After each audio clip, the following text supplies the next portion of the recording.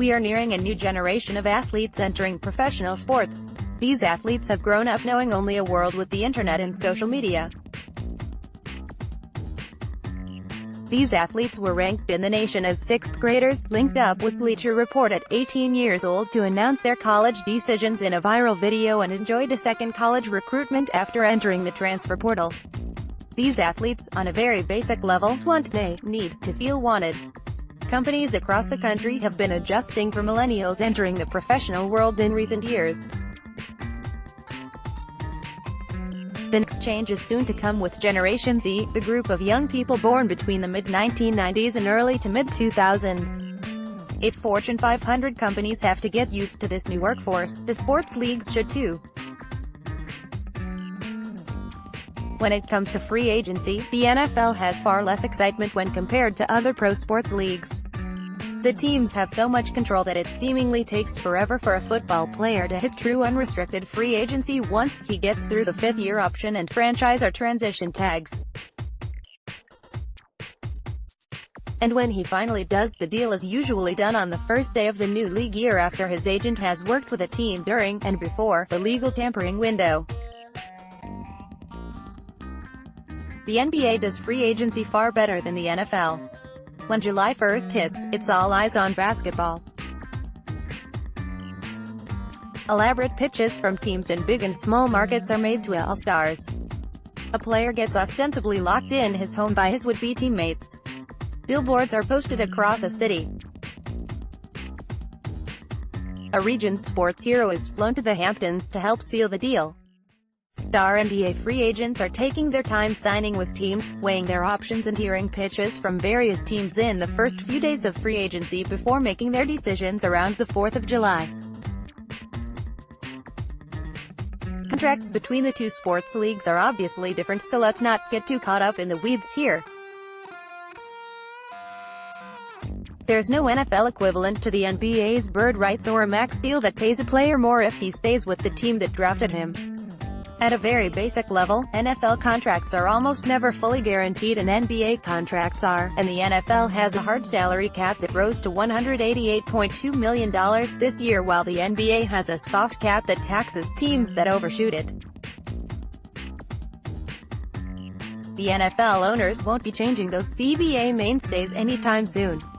But we do know that the NFL wants to own the news cycle year-round. So, why is free agency such a letdown, especially compared to the NBA? Next Wednesday, NFL free agency will officially begin at 4 p.m. ET, and we'll essentially know where every top name is going by within an hour or two. Just like years past, this free agency period will begin and end with a thud. There's reason to believe this will soon change in the NFL.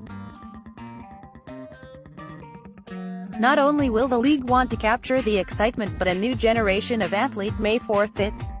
No longer will it be enough for teams to point to a new stadium or a head coach before slapping down that non-guaranteed contract for the player to sign. The players of tomorrow are here today, and they're going to need more. And so, whether natural or forced, the NFL will, at some point soon, have to reckon with a change to its free agency period. Soon-to-be free agent running back Le'Veon Bell took to Twitter Wednesday night to ask Landon Collins, Earl Thomas, Tyrann Mathieu and Eric Weddle to contact him so they can discuss where they all should play in 2019 and beyond. Jets Pro Bowl safety Jamal Adams, who, at 23 years old, is squarely between the millennial generation and Gen Z, responded, saying, "Man, this isn't the NBA. You tryna create a Golden State squad in the NFL." The Warriors super team notwithstanding, more on that later. NBA free agency has worked well in recent years, in part because it's been humanizing. The NBA is happy to play up the fact these guys are more than an X or O with a $12.5 million cap hit. A year ago, before Paul George opted to remain in Oklahoma City, the Lakers put together a video recruiting pitch for the Southern California native that said in part, "While you dreamt, we built for your arrival." In luring Durant to Golden State, the Warriors sent every name to his rented home in the Hamptons and got him on the phone with consultant Jerry West to fit their strength and numbers theme. This took place during Boston's failed recruitment that involved Tom Brady telling Durant how Boston embraces its winning sports teams. When DeAndre Jordan nearly signed with the Mavericks in 2015, a contingent of Clippers players and coach Doc Rivers sat in Jordan's home with him until the start of free agency to convince him to stay in LA. In one of the greatest free agency moments in social media history. In 2014, before the Jazz matched the Hornets' offer to restricted free agent Gordon Hayward, Charlotte welcomed Hayward to town and, having learned his favorite video game is StarCraft, put together a StarCraft-themed video pitching him on joining forces with Kemba Walker that played inside the arena during his visit. And in one of the most elaborate free agency campaigns, the Lakers in 2013 put up billboards across LA, telling Dwight Howard to stay, asking fans to use the hashtag. No one should like the NBA's free agency period more than Warriors coach Steve Kerr.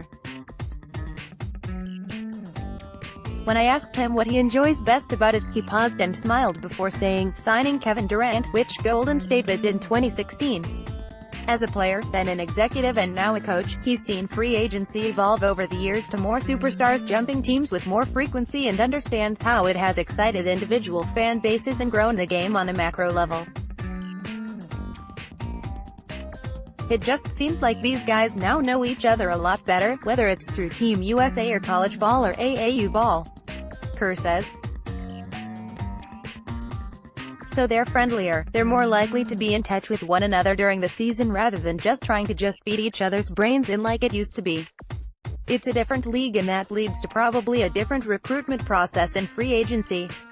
The same can be said for the NFL. These guys know each other today better than ever before. Outside of an AFC North matchup here or there, almost every game in the NFL today ends with players swapping jerseys and posing together on the field after the game. They go to elite camps together. They stay connected on social media. They attend numerous award ceremonies in college. They bond at various pre-draft events. Then super agents or companies like CAA recruit them so they're one degree of separation to each other. By the time they're in the league, they're playing in the other celebrity golf, basketball, kickball events.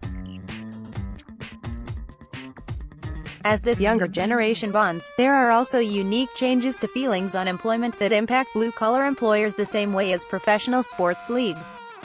I'm a millennial, but for help putting some of this into words, I reached out to Jason Dorsey, a Gen Z and millennial expert who has consulted with numerous Fortune 500 companies and has published 40 studies on these generations.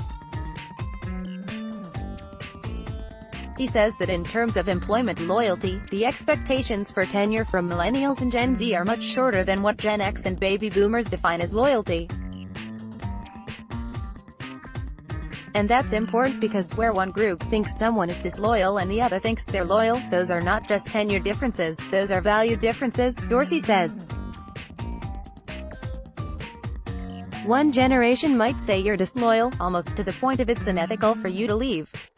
Look at what I've done for you, and the other generation is looking up saying, yeah, but look at what I've given you over that period of time, and it's not that one's right or one's wrong, it's just such a fundamental difference that it leads to some pretty nasty finger-pointing over who's hurting whom. If you look all the way now to college football, that people are now transferring schools for a better shot just kind of says it all. We're only going to see more of that. If you look at Gen Z, they have never expected in their lives to work in one place their entire lives and retire. Millennials were the first ones where that really struck, but Gen Z doesn't know any differently. So it makes a ton of sense for them to go in saying, I have to look at this as if I'm an entrepreneur, not as if I'm an employee.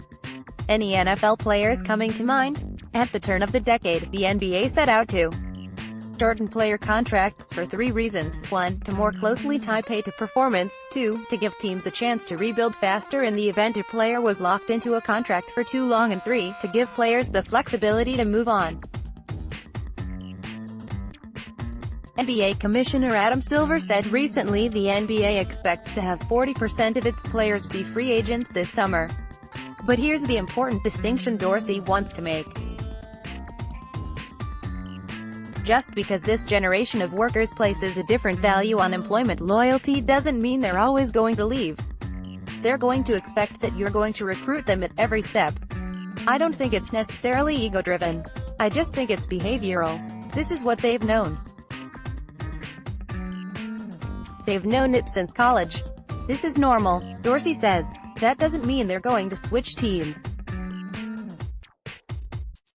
Much in the same way, and I think this is a really important point, just because you think you've shown loyalty doesn't mean you leave. It means that if you chose to leave, you'd leave feeling you have done what you were hired to do, and you've fulfilled your part of the bargain. There's a whole story here where they've come of age having always been recruited. They expect that teams are going to offer them more. A sea change would be necessary for the NFL to perfectly reflect NBA free agency, and mirroring the NBA's policies are impossible and, frankly, not necessary. We know that shift isn't coming to the NFL anytime soon. In an effort to open up its free agency, I posit two reasonable fixes, with one being less likely than the other. First, the NFLPA must fight to do away with the franchise tag during the next collective bargaining battle following the 2020 season. Some of the NFL's top would-be free agents are annually denied entry to free agency because of the franchise tag that so many, very vocally, dislike. More big names in the free agency pool will spice up the period. But the owners will never go for that, a step that would ultimately see a team cede control to a player they had the good fortune and wherewithal to draft 4 or so years earlier. The more plausible fix to the free agency period is to change the legal tampering window to include direct contact between teams and soon-to-be free agents. On Monday, teams will be able to contact and enter into contract negotiations with the certified agents of players who will become unrestricted free agents. That window lasts for 2 days until the official start of free agency on March 13th. But why not allow players who in 2 days will be unrestricted free agents to visit with a team or two during this 2-day, or longer, window on what would be the NFL equivalent of an official college recruiting visit? It's difficult to find any negative unintended consequences to this, and it would be sure to capture more excitement and buzz around this event for the year-round league, similar to how the NBA captures fans and media attention. To be clear, while the NBA certainly has a better free agency period, none of this is to say the NBA has it all right. The embarrassment that is the continuing Anthony Davis saga proves that. And what Golden State has been able to assemble via free agency hurts the point that NBA free agency is superior to all. But in truth, if Durant had picked literally anywhere else, there'd be amazing parity in the NBA where a team in Milwaukee or Toronto, Denver or Houston could reasonably compete for a title. But because of his one decision, the entire balance of power has been thrown off in an otherwise remarkably competitive league across markets both big and small, and the Warriors are penciled in to win their 4th title in 5 years. Even Silver admits his system isn't the best. I think there's still work to be done to create a system where you can create, in essence, more parity of opportunity, Silver said during last month's All-Star Game weekend. I don't think success necessarily means that a different team wins the championship every year. I look at the NFL, which among sports leagues, probably has the best parity and the best system in terms of creating competition than any league I'm familiar with, yet the New England Patriots have been in the Super Bowl 9 out of the last 18 years. And I don't think anyone points to that as a sign that the system isn't necessarily working.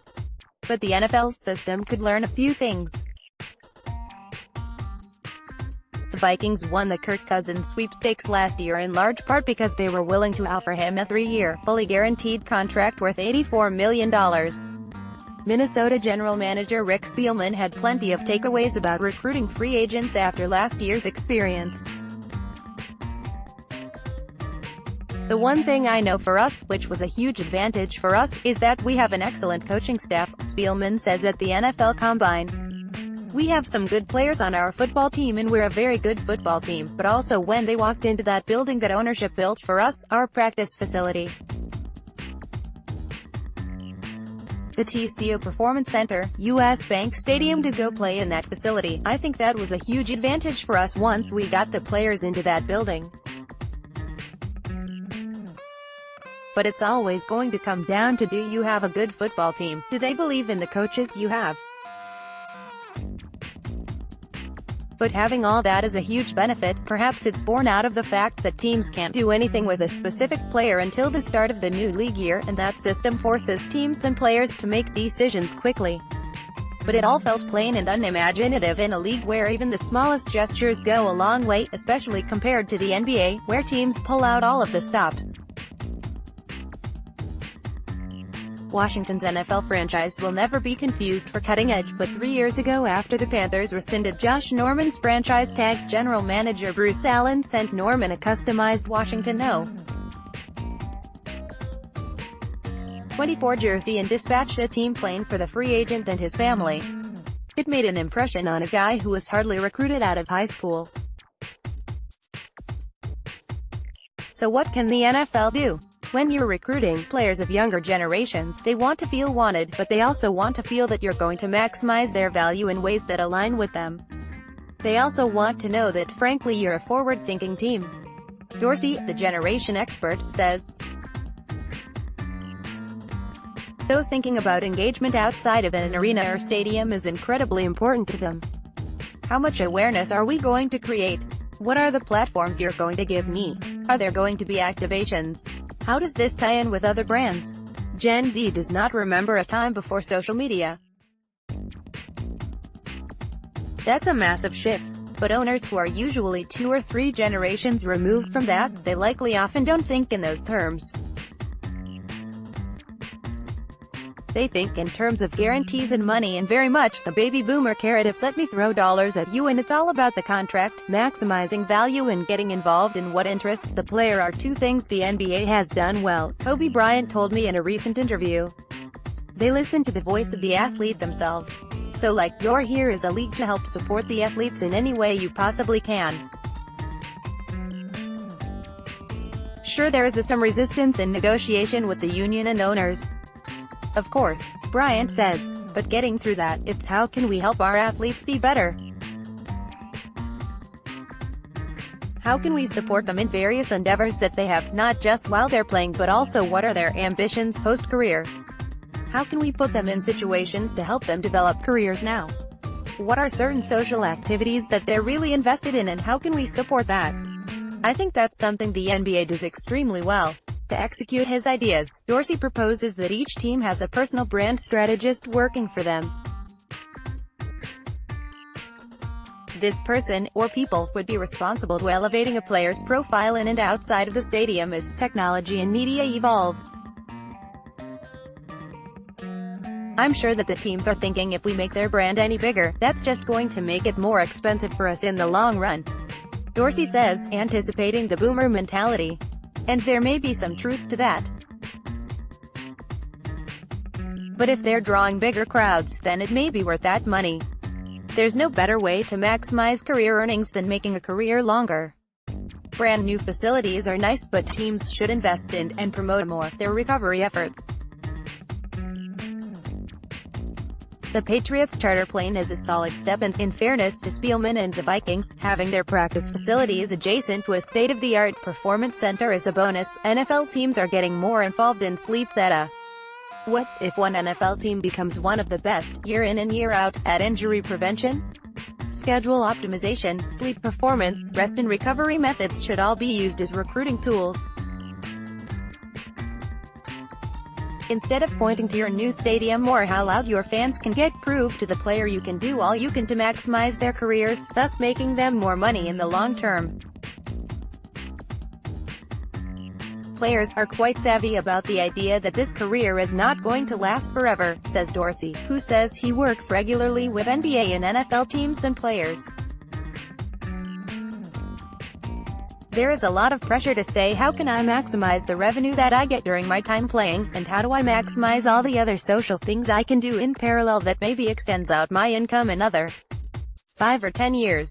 Here's what NFL free agency could look like in the near future. With the official start to free agency just days away, a team flies in a prized free agent and his family to its city. Upon entering the stadium, the player watches a short video on the stadium's massive video board put together by the team's internal graphics team. It depicts him photoshopped in the team uniform hoisting the Lombardi Trophy in a future Super Bowl. Beneath the video board is the open spot in the team's Ring of Honor where his name and retired number will one day be immortalized. After visits with the coaching staff on how he'll be used in the system and the facilities where he learns about the team's advanced recovery methods, he makes his way to an executive's office. A player relations director has prepared information on the area's best schools for the kids. If the player is interested in a media career after his playing days, here are the official TV and radio partners of the team ready to get him in studio on the off day. The team's brand strategist has put together a social plan the team will launch upon his signing that will make him visible to the local community and raise his profile nationally. Players of today and tomorrow want to be more than athletes. Teams should rush to accommodate that. There are going to be teams that chose to adapt, and it's going to be really interesting to watch, Dorsey says. Like many markets, once people see that something works then they tend to get on board. The question is going to be who are the first ones who really embrace that question or comment? Email us at talkback@themqb.com.